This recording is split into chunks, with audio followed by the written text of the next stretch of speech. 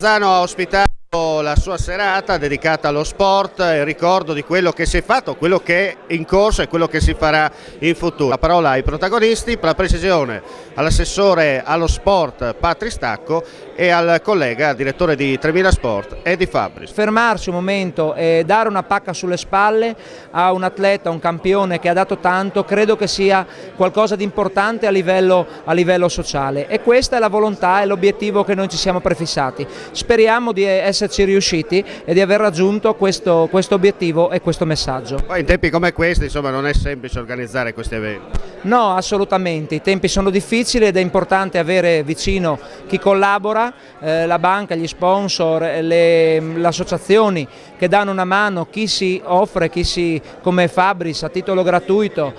Voglio ricordare la mostra, anche queste memorabilie che hanno fatto da cornice a questo evento sono state messe a disposizione da un collezionista manzanese che si è impegnato sempre a titolo gratuito proprio per questo evento, per questa manifestazione. È difficile organizzare di questi tempi eventi come questo? Come dicevano anche i nostri ospiti, è una manifestazione particolarmente sentita perché il manzanese ha sempre prodotto nel passato e anche sta producendo nel presente dei talenti in ogni attività, in ogni disciplina. È un peccato che determinate discipline come la pallamano e l'atletica, che hanno dato grande soddisfazione allo sport locale, siano state disciolte. Questo purtroppo è un problema relativo alla mancanza di dirigenti e di supporto economico, ma c'è la speranza per il futuro.